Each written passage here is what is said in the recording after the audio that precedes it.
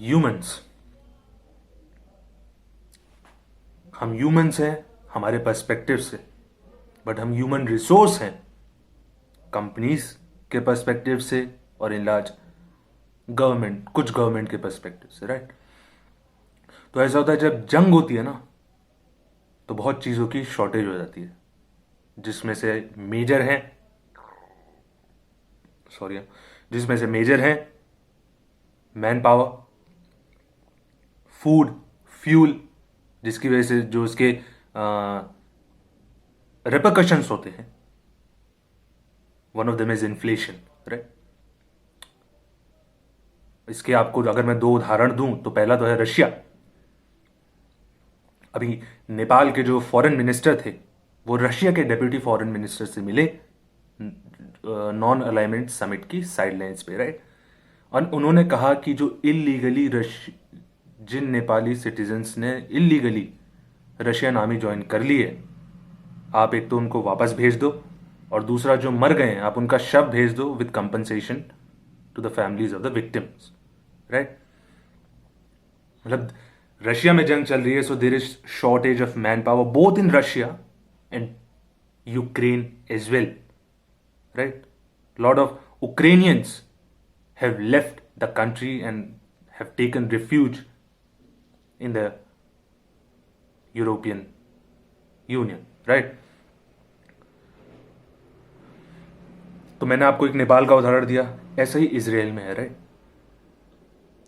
Israel needs more workers, काम चाहिए, काम कराने के लिए हाथ चाहिए, ठीक है ना, sorry.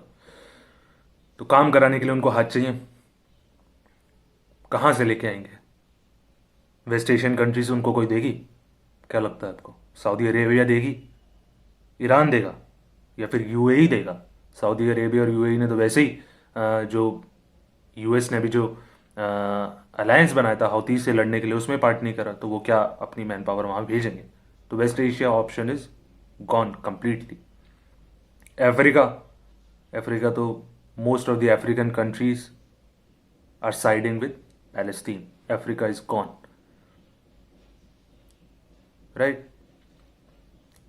And they don't need labor, they need cheap labor, right? Labor which is cost effective, right? तो इस पूरे खेल में आता है इंडिया। इंडिया में मजदूर बहुत हैं, बेरोजगारी भी बहुत है, और हाल फिलहाल में इजराइल के साथ रिश्ते और संबंध भी काफी अच्छे बन गए, right. Although India is playing a very, क्या बोलते हैं, balanced role in the conflict, right. There India is sent medicine in the Gaza strip, right. और मतलब जनरली यही इंडिया का रोल रहा है कि भाई हम लोग बैलेंस्ड होके चलेंगे, है ना, unless there is a conflict between Iran and Pakistan, so we are, क्या बोलते हैं, we are definitely gonna side with Iran, definitely. There is no, क्या बोलते हैं, this is the one absolute statement I believe in, right. तो मैंने आपको बता दिया, अब उनको चाहिए मैन पावर की, उनको मैन पावर चाहिए, तो उन्होंने इंडिया को कांटेक्ट किया कि भाई हमको 10,000 मजदूर भेज दो जो ये टाइल वाइल का काम करते हो, लोहे से रिलेटेड काम करते हो, सही है। Now Israel is a war torn country, right. उस जोन में भी कन्फ्लिक्ट है ना। इजराइल डिफेंस मिनिस्ट्री का जो स्पोक्स पर्सन है वो खुद कह रहा है कि नो वेयर इन इजराइल, कहीं पे भी इजराइल के अंदर सेफ नहीं है, कहीं पे भी इजराइल के अंदर सेफ नहीं है, कहीं पे भी, right. And they have asked 10,000 people from India to work there. तो गवर्नमेंट ने वो निकाला ऐड। अब मैं आपको बताता हूँ कि why I think there is an ethical issue here. First of all is the advertising, कि जो उन्होंने एडवर्टाइज करा, जिस तरीके से करा कि to chase your dreams, right, अपनी ख्वाबों को पूरा करना चाहते हो तो इसराइल जाओ, और उसकी जो सैलरी मतलब जो अगर इंडियन रुपीस में अगर हम कन्वर्ट करेंगे तो दैट कम्स अराउंड 1.37 lakhs। तो उन्होंने इंडिया को कांटेक्ट करा, 10,000 आदमी भेजो। तो रिक्रूटमेंट कहाँ कहाँ हो रहा है? यूपी और हरियाणा में, ठीक है ना। तो पहला तो मैंने आपको इशू बता दिया कि इसका एडवर्टाइजिंग इशू है। दूसरा क्या है कि भाई जनरली तो आप हिंदुस्तानियों को कॉन्फ्लिक्ट वाले जोन से रेस्क्यू करते हो, राइट। कितनी बार हमने देखा है जो ऑपरेशंस हुए, रेस्क्यू ऑपरेशंस हुए हैं हिंदुस्तानियों के, जो गल्फ में काम कर रहे हैं, कुवैत, राइट। और आप हिंदुस्तानियों को ऐसे कॉन्फ्लिक्ट वाले जोन में कह रहे हो जहाँ का डिफेंस मिनिस्ट्री का स्पोक्स पर्सन ही कह रहे भाई इसराइल में कहीं पे भी सेफ नहीं है, राइट। सिर्फ उनको क्या, प्रेडेटरी एडवर्टाइजिंग करके, ठीक है ना। अब जो कई लोग होंगे वो बोलेंगे यार तेरा क्या जा रहा है, और किताबी बातें करेंगे कि भाई हिंदुस्तान को मदद करनी चाहिए, a friend in need is a friend indeed. तो मैं आपको समझाता हूँ लकी अली की पोस्ट से। लकी अली एक सिंगर है और मेरे को बहुत पसंद है, मतलब मेरे को अच्छे लगते हैं। तो उनकी इंस्टाग्राम पोस्ट पे किसी ने कमेंट किया, सर आप गाज़ा कब जा रहे हो? तो उन्होंने लिखा, मतलब जहाँ तक मेरे को रफली याद है सवाल वही था, जवाब उनका ये आया कि क्यों आप चल रहे हो क्या साथ में? तो अगर आप ये सपोर्ट कर रहे हो कि उन 10,000 व्यक्तियों को भेज दिया जाए, तो क्या आप जाने को तैयार हो? Will you go there and work? दूसरे की दिक्कत समझने के लिए हमको उसको अपने सर पे लेना पड़ेगा पहले, राइट।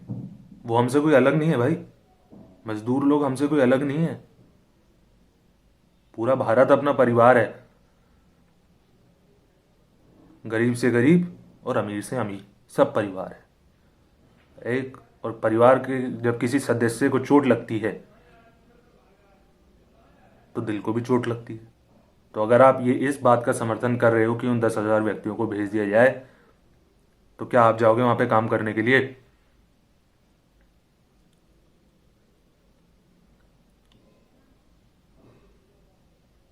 ठीक है। So this is the whole issue. अब अगर हम इसका थोड़ा क्या बोलते हैं, अगर हम इसका थोड़ा बुकिश या फिर वैसे आर्गुमेंट रखें गवर्नमेंट की साइड से, तो गवर्नमेंट की साइड से ये होगा भाई एक तो फॉरेक्स आ रहा है, राइट, एंड लोगों को रोज़गार मिल रहा है, लोग कुछ महीने में काफ़ी पैसा कमा के घर भेज देंगे, राइट। और इसराइल और इंडिया के बायलेटरल रिलेशंस भी स्ट्रांग होंगे, but then the question comes of किस चीज को हम प्राइमेसी दे रहे हैं? उनकी सुरक्षा, उनकी जान को, राइट, या फिर बायलेटरल रिलेशंस को मजबूत करने के लिए जो हम कर रहे हैं, राइट। किस चीज को हम प्राइमेसी देंगे, वो सवाल आ जाता है।